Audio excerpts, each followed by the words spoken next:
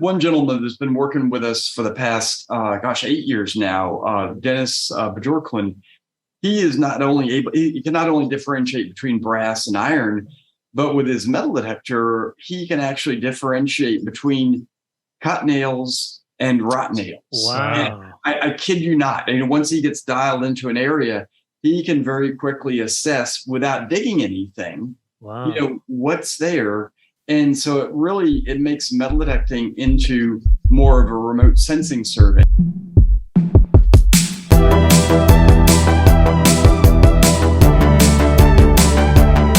Welcome, everyone, to Archaeology Arcade, the online program of the Florida Public Archaeology Network. I'm one of two co-hosts to this program. I'm Mike. I'm based out of our Pensacola office, our coordinating center in downtown Pensacola. Joining me, as always, is my co-host based out of FPAN's North Central office, which is located in Tallahassee, Florida, is Tristan. Tristan, are you ready to do something with truffle pigs? Yes, whatever that is, I'm ready, Mike. Yeah, I'm not really sure. I guess we'll find out. And then we are super excited to have on this program today our special archaeologist guest, Dr. Matt Reeves, who is the Director of Archaeology and Landscape Restoration at James Madison's Montpelier. Dr. Reeves, Matt, how are you doing? Good. Thank you for having me here, Michael and Tristan. Really excited about what you all are doing with the video games and Twitch, and looking forward to the conversation in the background with truffle pigs in the foreground. Yeah, we'll figure out what all that is.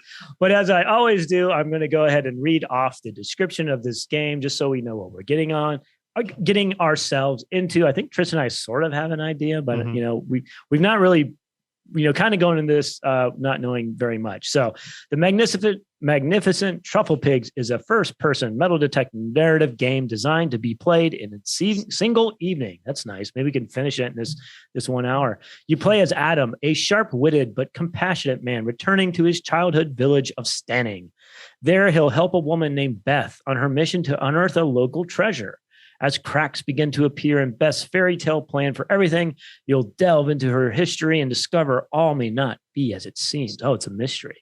And you'll have to choose how Adam responds to Beth as she faces demons. Gameplay combines laid-back metal detecting and exploration with a strong interpersonal narrative, all set in a beautiful English countryside. This game came out actually pretty recently. It was released on June 2nd, 2021, and it was published by AMC Games. It's all on Steam if you want to check it out. Also, joining us right now on Stream Chat is Barbara. Barbara, she says, "Hi guys, Trufflepigs. So excited to have Matt on. If you are joining us live today on our Twitch channel and you want to comment or something or have a question, just go ahead and use that Stream Chat." All right, Tristan, Matt, are you guys ready? We're ready. I'm ready. Yeah. All right, let's get it. Just a little note, because there is voice acting in this, and I want us to be able to have a conversation, how to talk over the game. I have turned voice acting off, but I have subtitles on. So okay, excellent. Everyone knows. That's good. I feel like we're not going to miss much if we miss the storyline, right? Right. So Matt, can you tell us a little bit about? I introduced you as Director of Archaeology and Landscape Restoration at James Madison's. Can you tell us what does that entail? What is that exactly? Yeah, we've been doing archaeology here at James Madison's Montpelier for about the past 30 years. I've been here since 2000. And Montpelier is of course the plantation home that was owned by the Madison family from the 1720s into the 1840s. During that time, there were around about 300 enslaved Americans that lived and worked and built Montpelier. And what we do is that we've got about 2,650 acres, and we're doing survey of that entire landmass, looking for all of the sites, most of which are historic and fall into two categories. One is, one's the date to the Madison era, when you have the highest number of people living, working here, doing everything from agriculture to blacksmithing to everything surrounding the main house. And then we also have a number of Civil War sites from the winter of 1863 and 1864, when Montpelier was occupied by about 1,200 Confederate troops who left a lot of sites, hut sites to explore on the property. And so what we're trying to do is, we don't have a lot of records of what happened at Montpelier and where these sites are from the 18th and 19th century. But fortunately, during the late 19th and early 20th century, not a lot happened at Montpelier.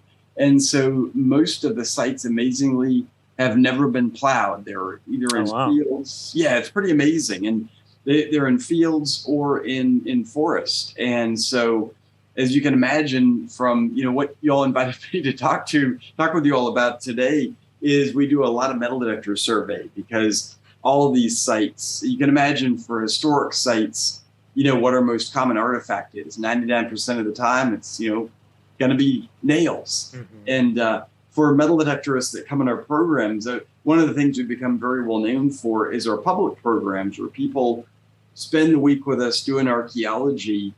And one of the programs we've become initially notorious for, and then better well known for as time went on and people kind of saw that there was benefits to this, is working with metal detectorists. Yeah. And then so how did that get started? Because I know that obviously there over the years there's been, I don't know exactly how to describe it, maybe some tension between hobby metal detectorists and professional archaeologists over the years. So how did that whole program and incorporating them come about? It started, I started working with metal detectorists when I worked for the Park Service at Manassas Battlefield, and worked with the members of the Northern Virginia Relic Hunters Club on surveys of portions of the battlefield where the Park Service was going to put in parking lots, because shovel test pits on a battlefield, you don't find that much. And then when we did metal detector survey, it was a real opportunity to get a lot of work done with volunteers and have expertise in these artifacts, Civil War artifacts, working with metal detectorists. And when I started at Montpelier, tried to do metal detecting with crew, and because of the soils, they were so iron rich, it didn't work out that well. So I started working with metal detector volunteers and actually hired a local metal detectorist to work with us, Lance Crosby. And then he was connected with a group called Mine Lab, which are dealers in metal detectors. And they sponsored programs to get metal detectorists and archaeologists working together. And that's when we started these week-long programs where we invited metal detectorists to come out and really learn what archaeology was all about. How we do systematic survey, how the goal is not, ostensibly the goal is to find artifacts, but the more important aspect of archaeology is finding sites and preserving context. And the only way to understand how to preserve a site is to know it's there. And with 2,650 acres, the metal detector surveys have turned out to be an incredibly efficient way to not only find sites you would never find with shovel test pits, such as work areas, these sites of labor that we talk about from the enslaved period of enslavement at Montpelier, but also in a very efficient way to very quickly locate where the buildings are. So metal detectorists really became interested in this. Our descendant community became very interested in this because we were finding their ancestors' sites, their ancestors' legacy on the landscape. And so it was turned out to be a winning combination, and started talking with folks at National Geographic about this. This is when, I don't know if y'all remember the Digger show. Yes, I do. Yeah. I don't know if you know this, Matt, but the show The Duck Dynasty used to be on years ago. Yeah. So they have a new treasure hunting show on Fox where they go around metal detecting. So it's like the same kind of concept, just different characters, I guess. Mm-hmm. Yeah, this was Ringy and KG, and the National Geographic channel is the one that had that show, was the venue for that show.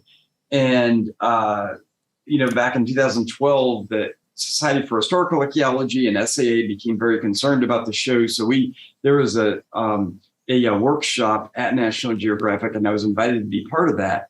And one of the suggestions was to really look critically at the show and change it to reflect scientific methods, teamwork, and the preservation and data collection. And so they came out. It was 2014, and we did surveys for a stable, actually found it. And the fun part of that was, kind of, if you will, gamifying it for Ringy and KG, they would always have a competition about who could find the most artifacts in, wherever they were working. And so we had, as part of an expedition, and we had Ringy and KG in their own separate grids, 10-foot grids. And I think it was Ringy didn't hardly find anything. KG was finding all kinds of tack hardware. And the object of that project was to find the stable. And you can imagine where a stable is, where it's mucked out and constantly kept clean, you're not going to find a lot of artifacts. So Ringy hadn't found any artifacts. And in the final assessment, instead of KG, winning the competition because he found lots of stuff, the other guy won because he hadn't found anything, and that's where the stable was. So okay. His concept of negative data was, and actually a lot of friends use this in their class to teach the concept of negative data and grid, scientific studies. So right. Yeah. It worked out really well. Yeah. That's a great outcome. I mean, they got a couple of comments. Barbara says that she thinks it's so important for the public to understand that there are different recovery methods that are appropriate for different types of sites. Thanks, Matt.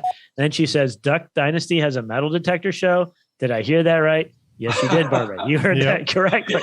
They do. And so we this is all such great information. We make so many good points with, the things aren't really what matters, what those things can tell archaeologists. And so we have a couple tools as people can see. Tristan, it looks like you found something, but I want to talk a little bit about the tools. I mean, obviously you picked up a shovel and a trowel. Matt, can you talk a little bit about metal detectors? Like how effective are they? How do they work? Can they tell us different types of metal? Like, can you tell like if something's iron versus, if something's, some other metal, I don't know, gold or something?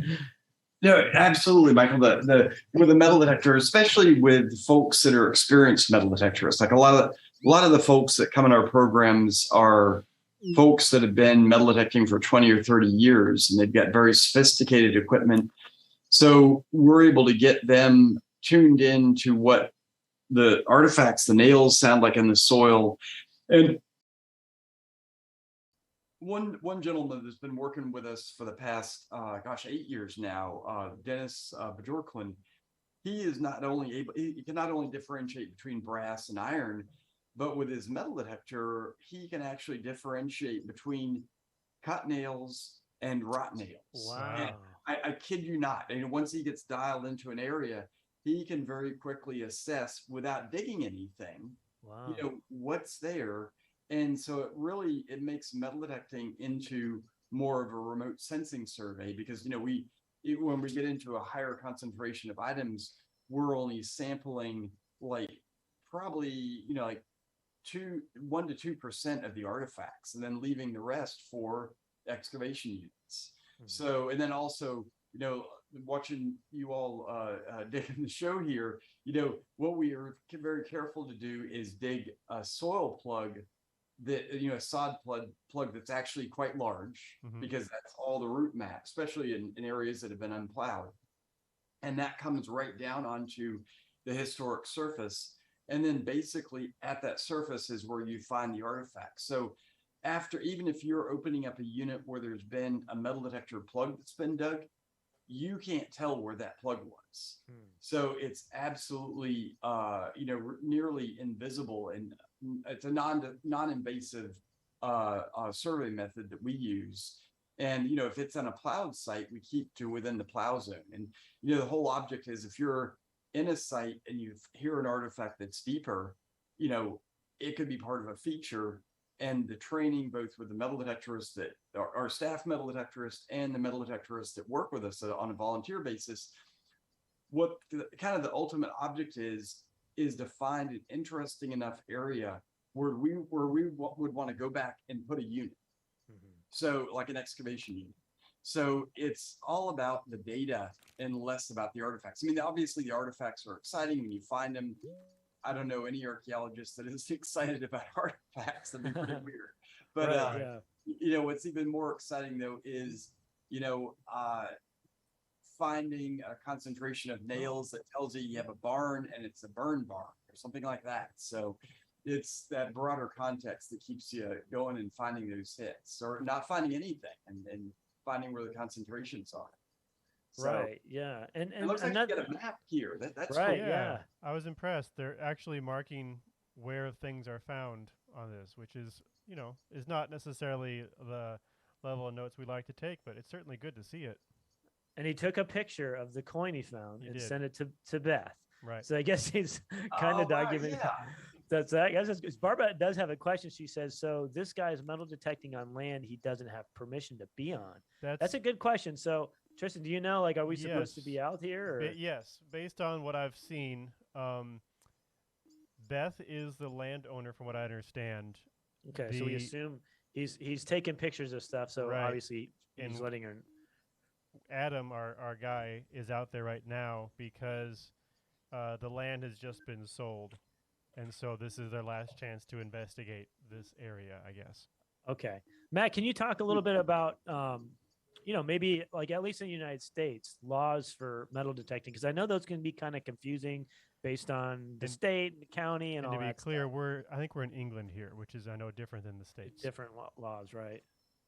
Yeah, obviously on federal property, it's you're not allowed to do metal detecting park service property, and with states, it's dependent on the state and the park system that's involved. I mean, some allow hunting on beaches and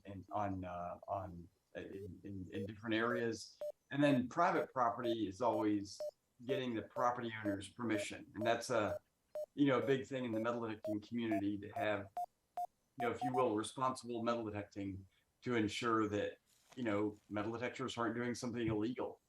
And yeah, it's the whole aspect of having metal detectorists, having metal detecting be something that can be used to protect historic resources is what we're trying to find the balance with. I mean, if you're trying to remove property owners' rights to have metal detecting happen on their property is probably never going to work in the United States until all our land becomes nationalized. And I don't know how that's going to happen.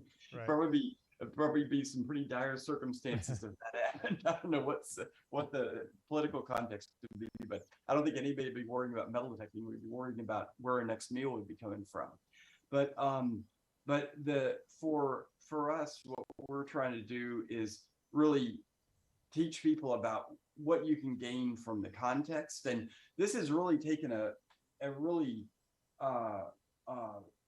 become much more real for us over the past 2 years, because what we've started to do with our metal detector survey, just like we've done with our unit excavation, is we've gone completely paperless and we collect all our data on an iPad and put it into GIS. And what that means is that as we do metal detector survey, if you're in Arkansas or you're in Florida, you can follow on online maps the grid collection we're doing, the concentration of hits on the 10-foot grid, what we're working on right now. As Dennis and others find hits, they take a picture with the iPad, that gets loaded to the Google Drive, and then the link for that location appears, and you can actually click on the link and see what artifacts are being located. Wow. And all those get reburied. We've for 20-meter survey, we do complete reburial.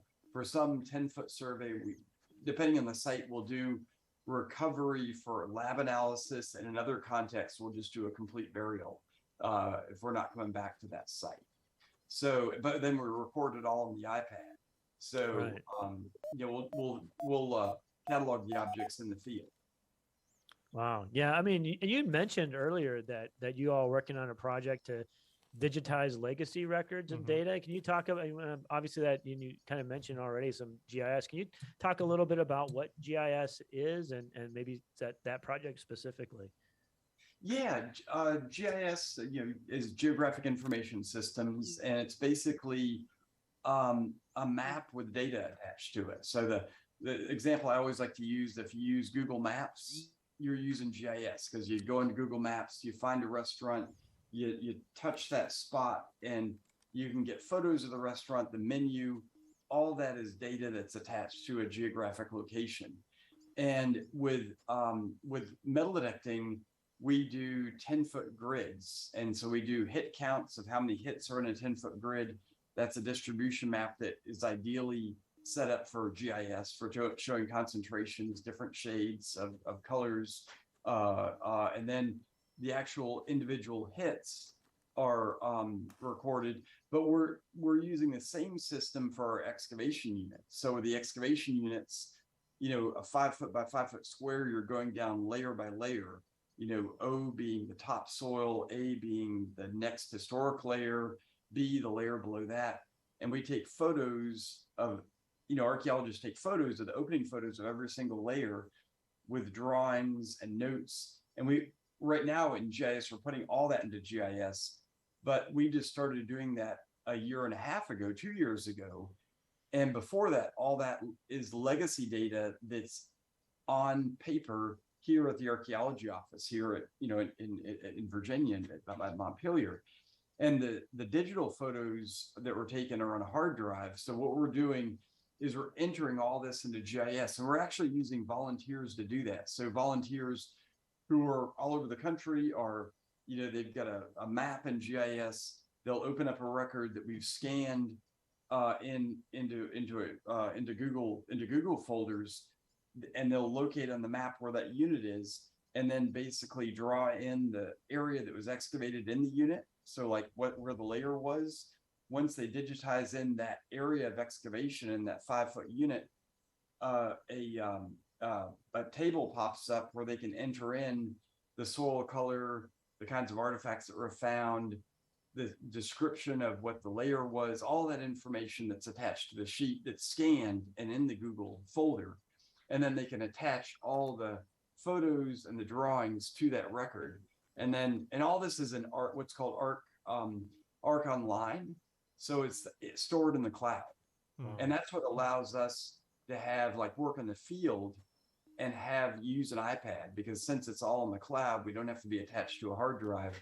And the great thing about that is you can have multiple people working on the same unit or the same site, and you don't have to coordinate that like you would. Wow. And is it it just gives it real-time updates as that's happening?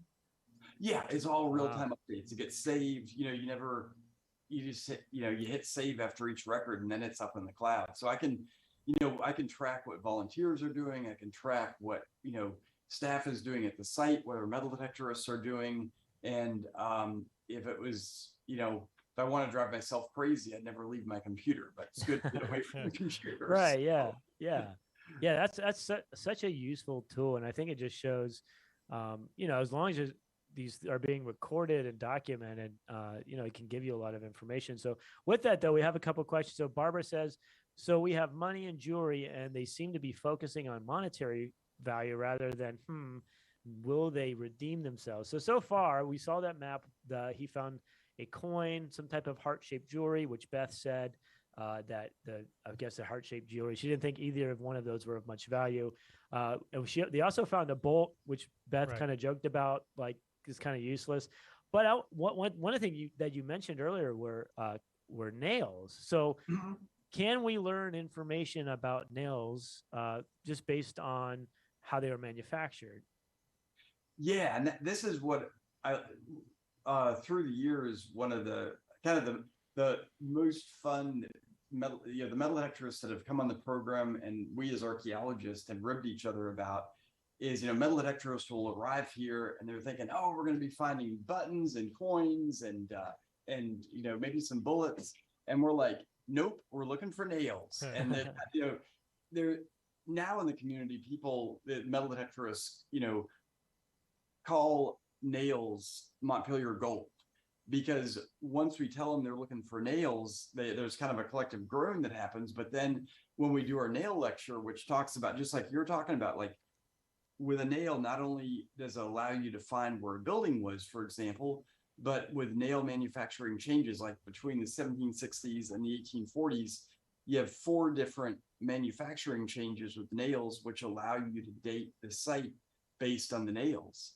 So all of a sudden there's all this detail. You can figure out whether the building burned or not by based on whether they were annealed. If the nails are all straight, it means that the building probably collapsed in place. If they're bent, it means the building was salvaged. So there's all this information that can be attached to nails. And for metal detectorists, I mean, this is what, Barbara was noting about the value of things. So many times there's more value attached to something that's rare, monetary wise, but because you have information attached to it. But with a nail, it's fairly common. But when you start differentiating nails by manufacturing type, whether they're burned or not, they become more and more exciting. And so, we've always talked about is there a way to ascribe value, informational value that could be numeric, like cash value, but, where it gets a ranking. And then all of a sudden, it's a way to look differently at a cash value of something. And, so but it's information. And that's where, obviously some things like gold are valuable because it's gold, but, Right. you can melt it down in it. But there's other things that have a lot of information attached to it. And it's, I think for metal detectorists, when you talk about it like that, it acknowledges where they're at with the hobby and what they're trying to do. And it's an entry point to have them begin to understand what we value as archaeologists. And, it respects both sides. And that's what we're, essentially trying to do is meet people where they're at, and not have a street brawl. So. Right. Yeah. No, I mean, it sounds like such an amazing program, and especially, based on your experience and what you're telling us, it sounds like once they actually see the process, then they start looking at it in a different way, which is a huge thing. I mean, I think it just shows its impact. But one thing too that you mentioned when we first introduced you was that one aspect, and a major aspect of Montpelier's, was the 300 enslaved Americans who lived at the site. How has this tool and this program, metal detectors, surveys, have they informed you all about the lives of these people in any way? And if so, how so? Oh my goodness, yeah. I mean, what you think about with archaeology and plantations and sites of enslavement usually is the living spots where people are living, because that's where there's lots of ceramics and glass and bone from food remains. But with metal detector surveys, what they're really the ideal sites that these are able to locate that you really can't find by any other means is what we call sites of labor. So where barns are, where roads are located, you can find where you have a road that goes through the field or through woods where there's no other sites. You get a concentration of items along that road trace that you can actually date the road with.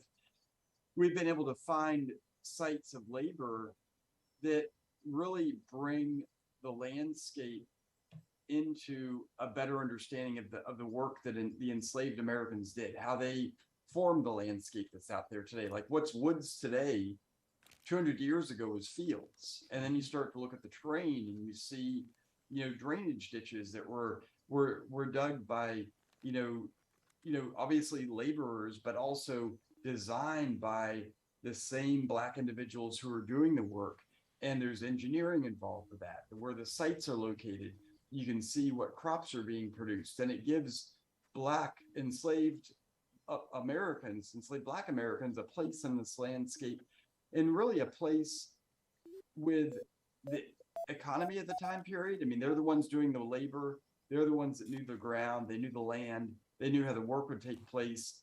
That's the intellectual capital that they contributed in addition to their labor. So it's really, these are the Montpelier Descendant Committee is starting to refer to the landscape as a memory device, where what's found in that landscape, in the woods and the fields, is the long lost record of their ancestors' contribution. And metal detecting is a major way to recover these sites. I mean, that's the only way to locate the barns that are out there.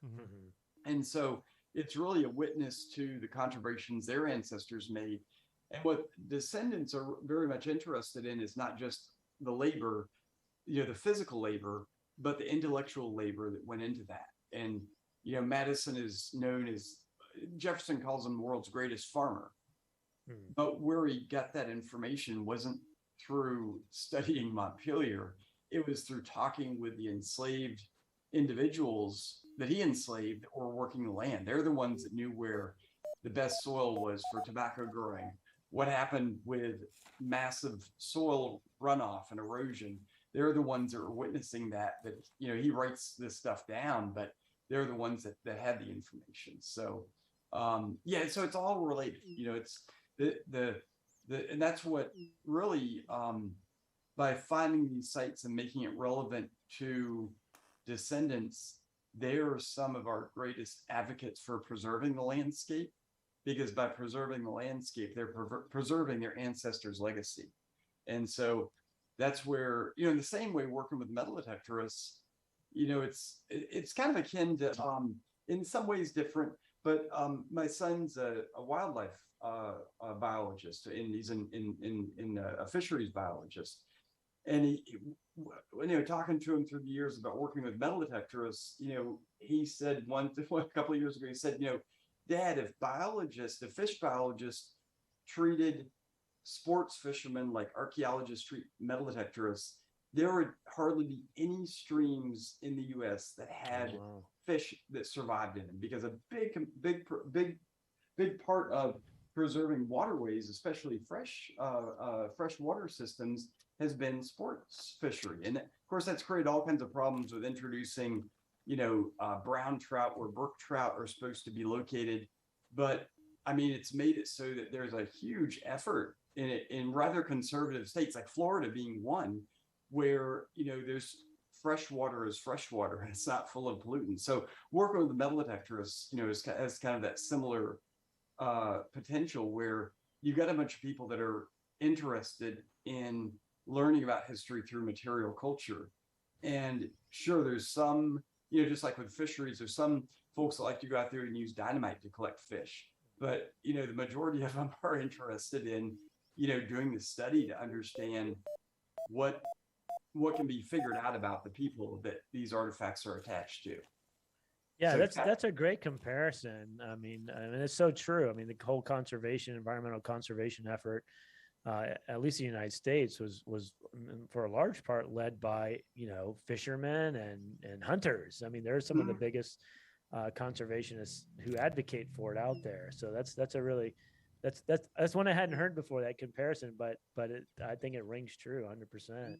Barbara just got a really cool ram's head nut. Sorry. Oh yeah. Yeah. Yeah. Can you tell us about that? I thought it was pretty cool. Can you do that again? Or can I do that again?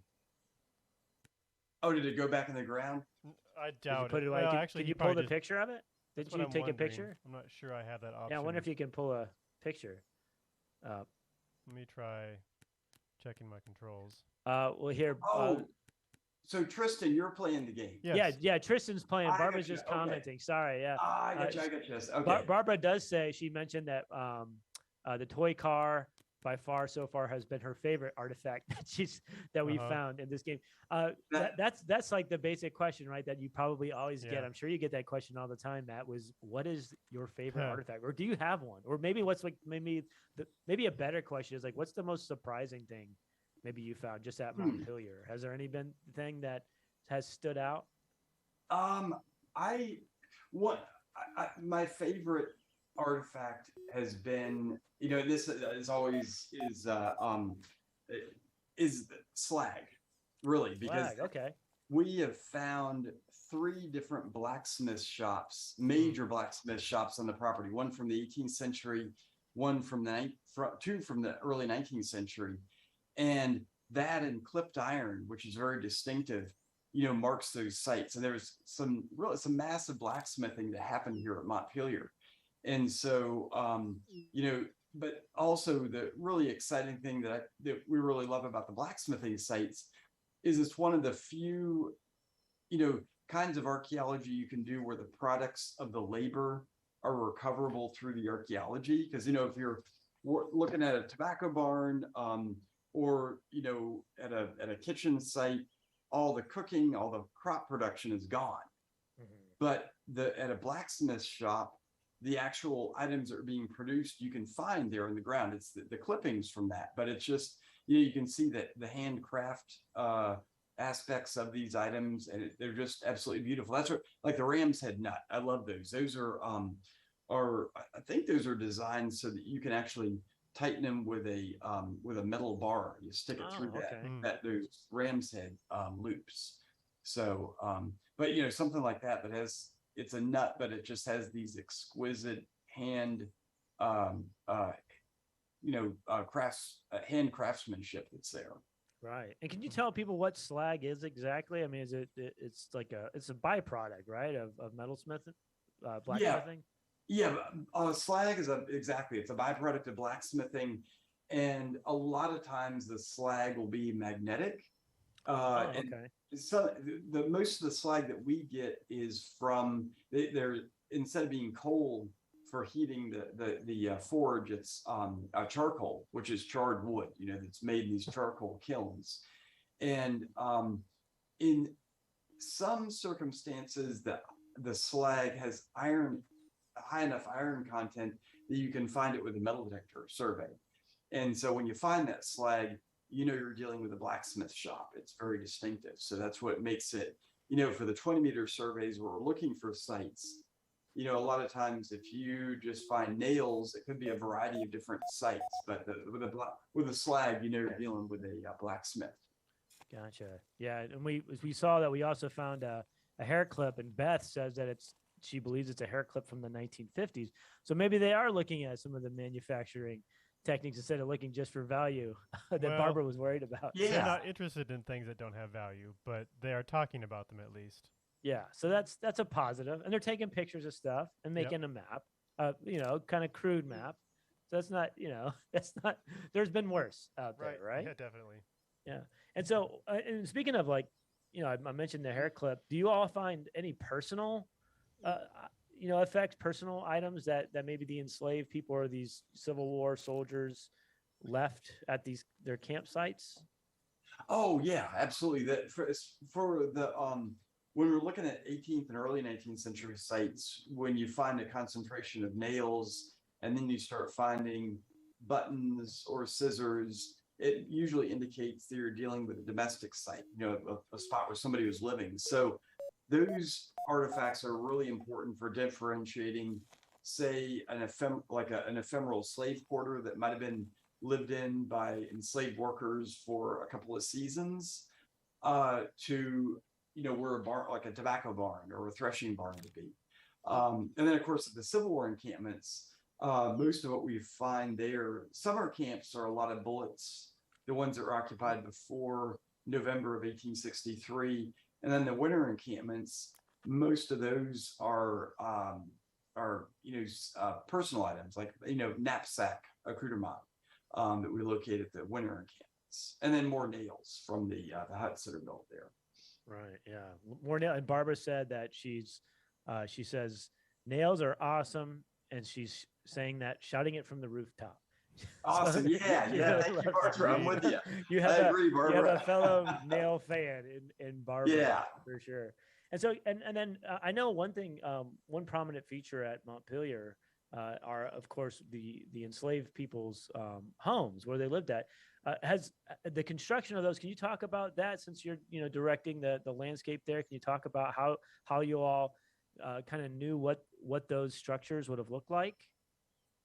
Yeah, most of the when you get away from the main house, almost all the structures, whether they're a barn or a quarter of someone's home, are log buildings with a stick and mud chimney. So it's basically Lincoln log style, and the chimney is actually made of logs. And it's only later in the 1840s that you start to get in the field quarters stone chimney bases with a brick flue.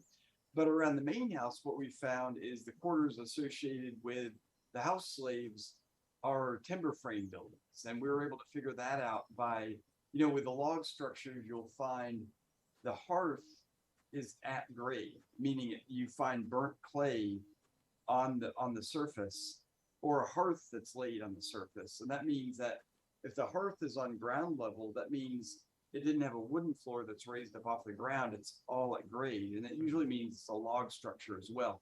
A lot of times we'll also find burrow pits, which are the clay pit that's dug beside the building. So there's clay that can be used to fill in the gaps between the logs and then line the chimney so it didn't catch on fire.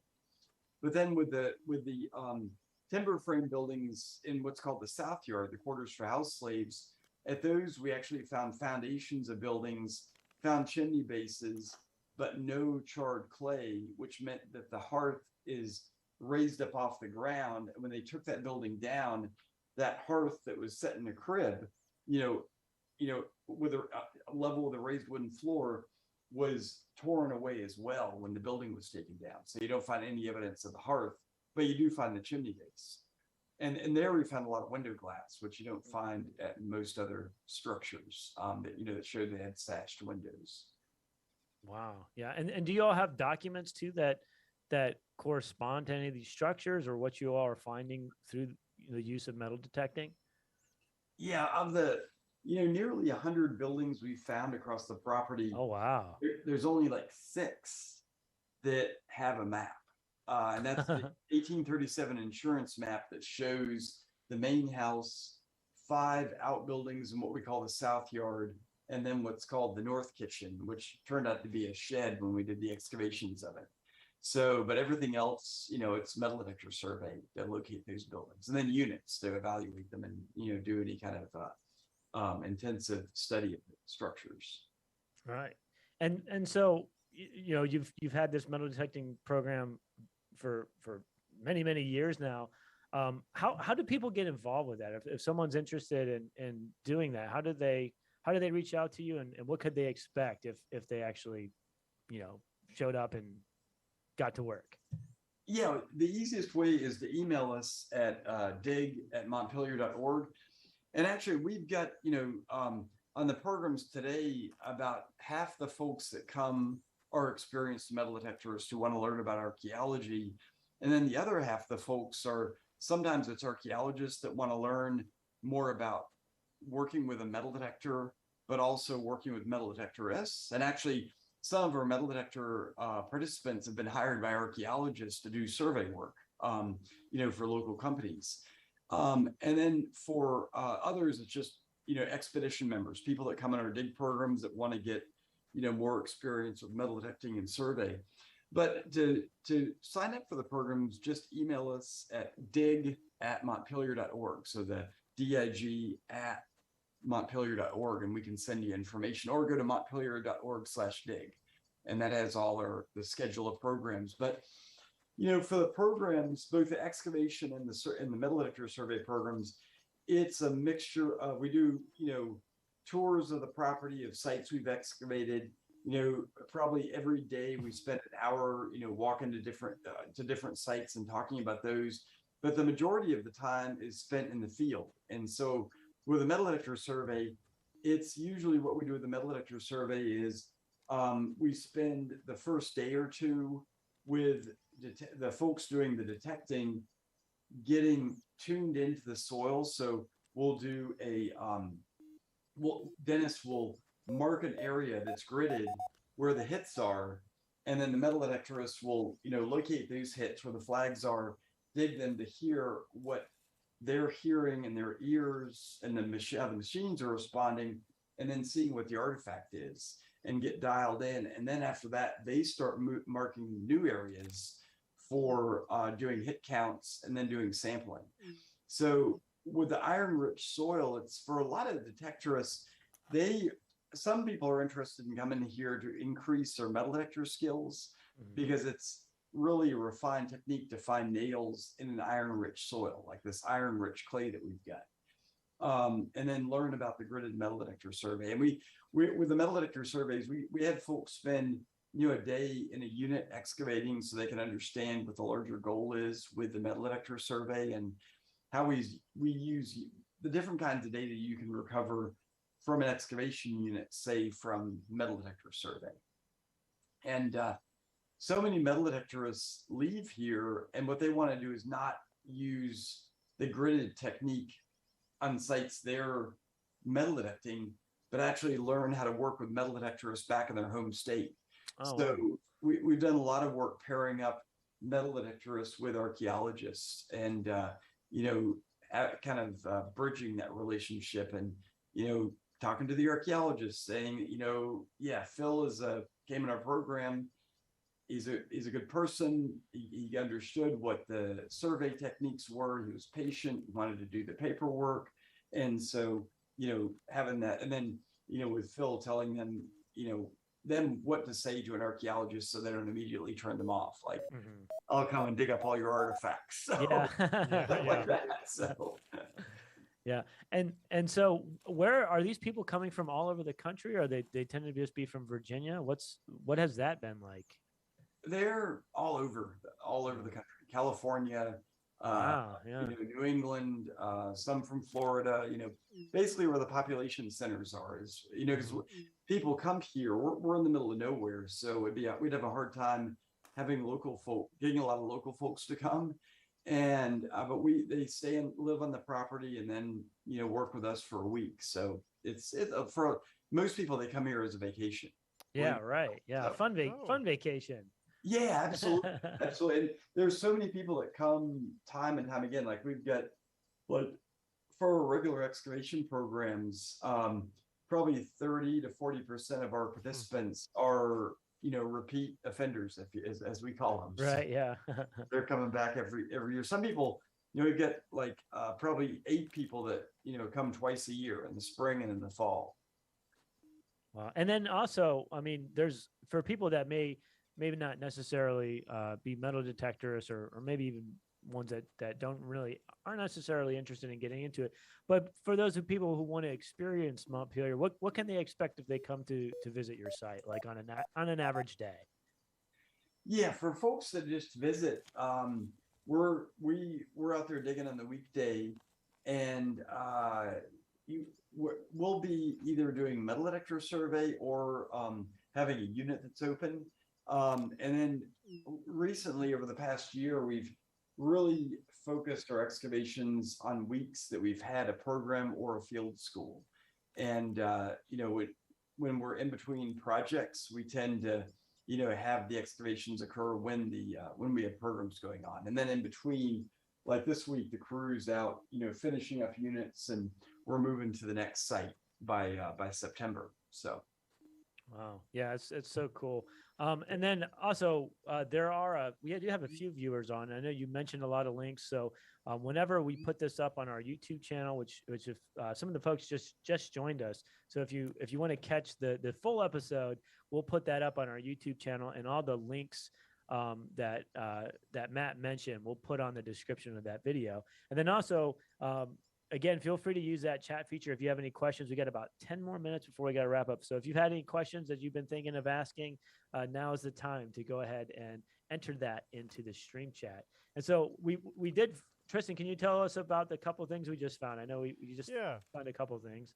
So kind of what I thought was particularly interesting was they found a screw, just a regular Phillips head screw, and our main guy here was doing some talking about, they're kind of joking, it's worthless. And he's like, you never know, it might have a story to tell me. It's part of a farmhouse. And I thought, well, that's kind of interesting. And then the other character kind of shut him down and said, it's worthless. What are you doing? So it's a little unfortunate, but there's elements of stuff here that I really like. Yeah, and then I don't know if you guys caught it, but earlier when they were texting back and forth, or using the radio, I guess, or maybe a combination of both, she told us what truffle pig. So now we know what the Magnificent Trufflepig is actually, I guess, her father, Beth's father. His nickname for her was Trufflepig, because apparently she was always able to find the treasure. Oh, a horseshoe! You found a horseshoe. Yeah. Do you ever find horseshoes at Montpelier? Oh my goodness, yeah, horseshoes are absolutely wonderful, because in a lot of areas where we've got animal husbandry, those horseshoes are indicating that the area was plowed. And so if you find a horseshoe in the middle of nowhere, especially where there's fields, it's a good indication that there is plowing happening, because if it's not in a roadbed, for instance, that horse is pulling the plow or oxen, the shoe could get loose and then it's going to be, left behind there. Gotcha. And so, based on, do you know like the shoes? Like, can you tell what kind of animal it comes from based on its size, like in general? Yeah, the size and the shape. Mhm. So Oh, okay. ox shoes are very differently shaped than horseshoes, and then draft horses versus riding horses, you get different size and And shapes. mule Oh, shoes wow. are actually two different parts, if I remember right. It's been a while. Oh, wow. Yeah. So, And then- so are you able to tell like where the draft animals were like maybe grazing versus the horses that were used for something else? Is that something you guys have been able to determine at all at Montpelier, or is this kind of a mixed match? It's most of what we find are draft animal horseshoes. I mean, most of the horseshoes we find are ones that are lost. And what we've found is that at the blacksmith shop, the most common artifact we're finding is horseshoe nails from Okay, the nails. nails that are removed from horseshoes. Mhm. So they're used horseshoe nails. Those are thrown away, but then the horseshoes are either being refashioned into something else, Oh, okay. or somehow being recycled. So there's the horseshoes. There would have been valuable objects that would have been kept and recovered and reused. Mhm. And basically, the only kind of horseshoes you find, like at the blacksmith shop, are ones that are so worn down that they couldn't even be reused. We've actually found chisels that are made from a horseshoe. You can see the Oh, wow. yeah, which is really cool. So it shows that they're using every scrap of metal they could reuse, they'd reuse. So Yeah. original recycling there. Right, right. I was gonna say we should learn something, but like I wish we would. instead of just So- throwing it away. Yeah, Barbara says that. Let's see here. She says size and shape can tell you a lot.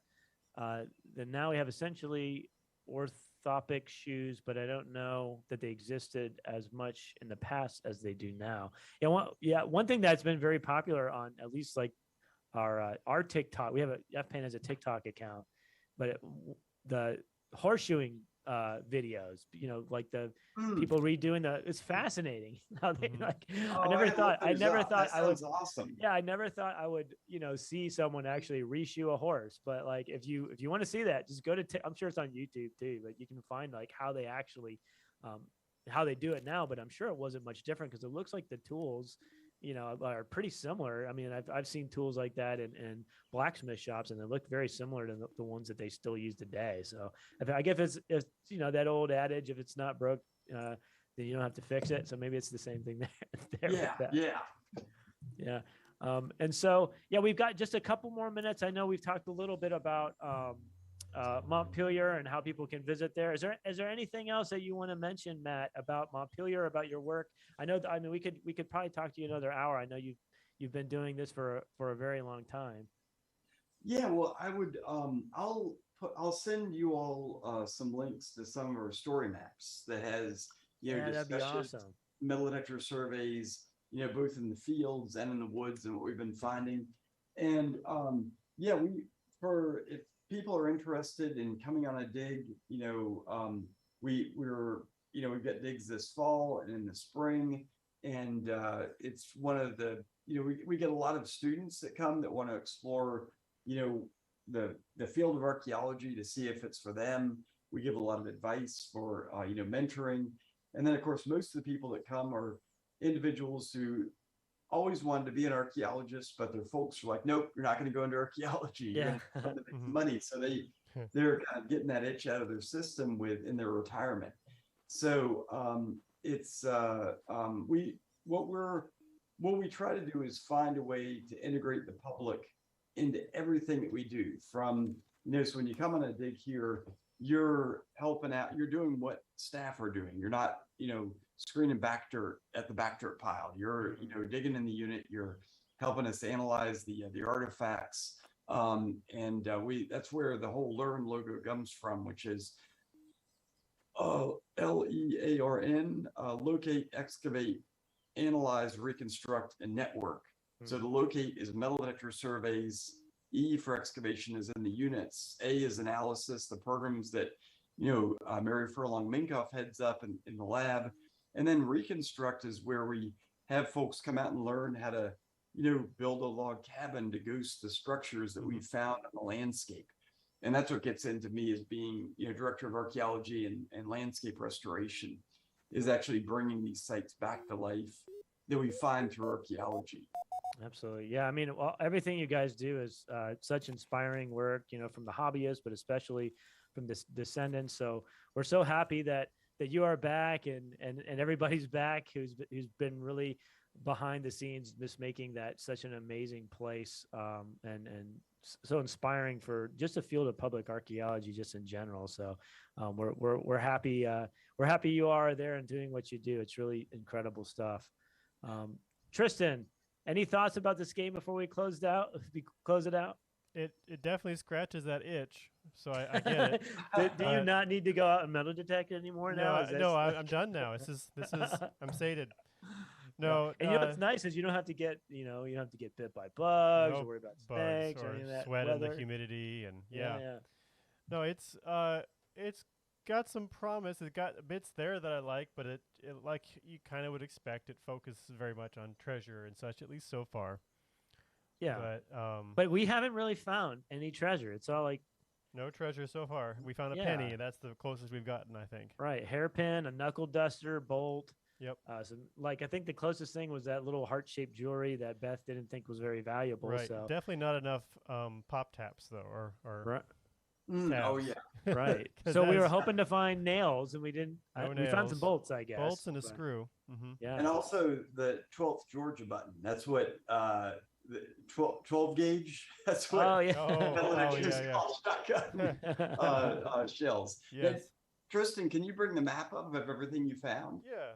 Let me finish this real quick. You gotta take that cell phone picture. See, this is so cool. This is GIS right here. I mean, like this is what would take the picture of the artifact and then mapping it in. This is Yeah, that is unexpected. I did not think that they would map it or take photos of it. The games that we've played before, they don't do. Okay, it's 1970s. I guess this was it is, but yeah, and other games that we've played that have had some type of metal detecting in them, they usually don't incorporate recording anything. So that is a nice touch. So we got to give them credit for at least trying there. So are those all the hits, Tristan? That's just from this day. We're on the second day right now. Oh, okay. Okay. Yeah, there's a separate map for the other day. And Tristan, did you have a methodology to how you were doing this? I mean, did you set up a grid? Yeah, well, I didn't set up a grid, but I picked what I thought was the straightest fence line and tried to follow that. So so you tried. Nice. As opposed to like the curved one on the bottom, which would be kind of a pain once you get far away from it. Right. And also from this map, I'm at least in this, based on what it looks like here, they're trying to stay within the property lines that he has permission to be in. So that's good. I mean, it's something to keep in mind. We talked about that earlier. Like, private property is as long as you have permission, I guess you can do it there. But if you find something, you should always, I always tell people, you should reach out to a local university, or if you're in Florida, FPAN office, or if you're in Virginia, obviously there's Montpelier. So there's a lot of resources that you can reach out to see if you may have made a really cool discovery. So, but yeah, I want to thank, obviously, Matt, for joining us today. Yes. It was awesome having you on Archaeology Arcade. Barbara, thanks for coming on again. Everybody that joined us on Twitch, thank you so much for watching us explore this game. We do have another Archaeology Arcade scheduled, I think, let's see here. I think next week? Next week on August 4th at, I think the same time, 1 o'clock Central, 2 p.m. Eastern. We're going to have Dr. Bill White on to explore. Do you remember what game we're playing? I can't remember what game we're playing, Tristan. I do not. We'll have to look that up. Yeah, we'll work it out. To keep that up with that information, you can just follow us through social media. So we have Facebook, either FPAN Northwest or North Central. You can find that information there. Obviously, to our website, fpan.us. You can follow our calendars of events. We'll put that up on there for this next episode. You can find that information. And then, like I mentioned, if you missed the first part of this episode, or you just want to rewatch it again, you'll find it on our YouTube channel. Probably early next week is when I'll get time to put it up. Along with all our old stuff too. All the old stuff. Yeah. Yep. Well, thanks, guys. It's been fun. Yes. Yeah, Thanks so thanks, much. Tristan, and Michael, and Barbara. It's fun being on this. Really appreciate you inviting me. Absolutely. Yeah. We'll see y'all later. All right. Okay, bye. Bye.